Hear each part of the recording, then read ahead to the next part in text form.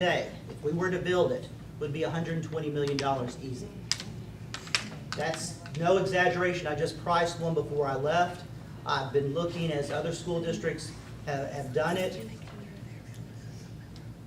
120 out of 175 doesn't mean, that means we have very little to update. And that's what happened here. They ran out of money to update, and we've had some wonderful discussion about language and what that means here for the buildings. And I don't ever want to be in that situation again. So I want us to think, I think eventually we're going to have a third high school. When? I don't know. Can we put it off to the next one?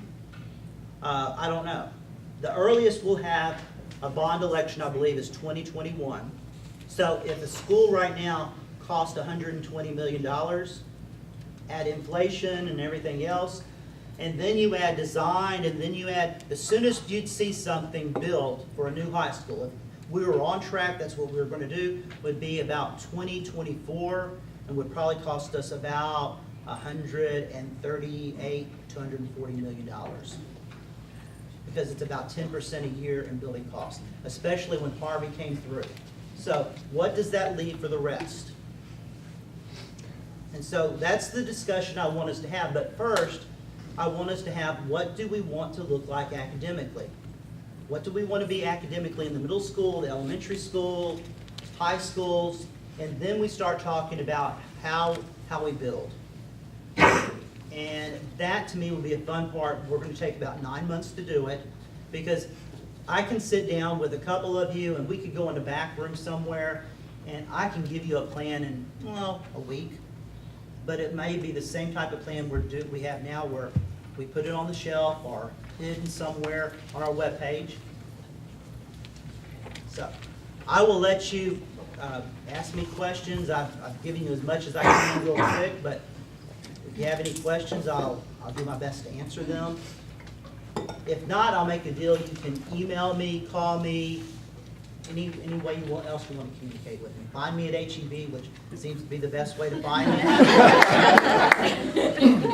It's always when I'm picking up that box of wine. Not the good bottles, the box. Okay. So, what kind of question do you have? We just participated in the special education audit.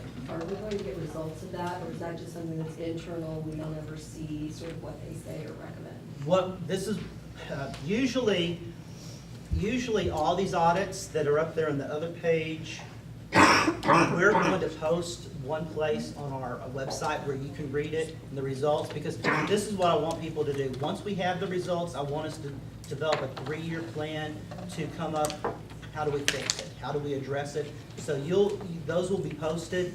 We're getting, I want to say next week, the audit team's going to sit down with us and tell us what their findings were.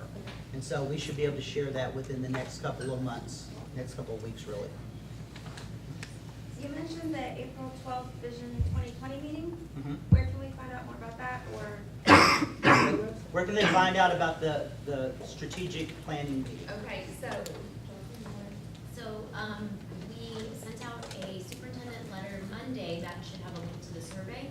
So you fill out the survey, and then that makes you a part of the conversation. We're going to have a community meeting, the first one, on April 12th. So that's next Thursday.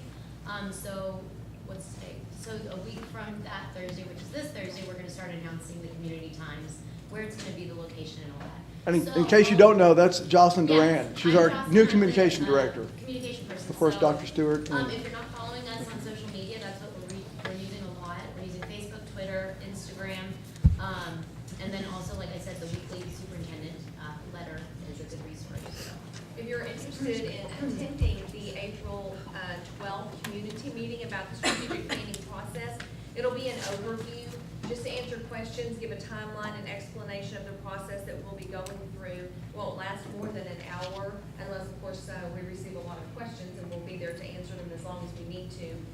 It's beginning at 7 o'clock to 8 o'clock.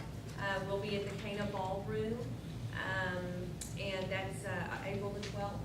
So we will be pushing out reminders of that over the next week. And we've had over 400 people sign up for that survey, so. At that time, we're gonna talk about how we're going to do it, because getting 400 people to really participate is gonna be a challenge.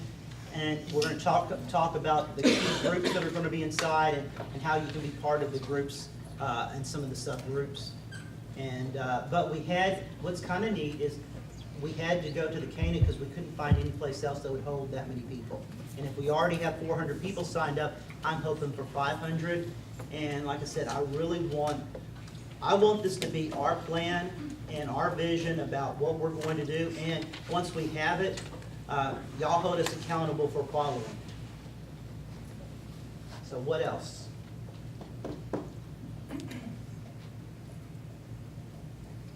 They're always this quiet, Dr. Price. That's good. If you think of something when we leave, email me. I get those all the time, and I do my best to answer those as quickly as I can, or call me, and I've done this before. You got a pen? I'll give you my cell phone number. 281. I have to keep my old one so people can still find me from the past. 281-659-6684. And call me, text me. Now, I'll warn you, if you call me the first time, I probably won't answer just because I get all these wonderful offers from people who want to sell me things. And I bought enough stuff already. Just leave me a message and I'll return your call, or text me, and I promise you, I want to hear. Won't always please you, but I want to hear what you're saying.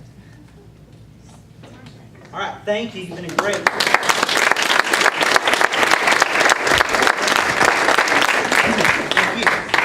you. I want you to know also, I just sent out my first tweet.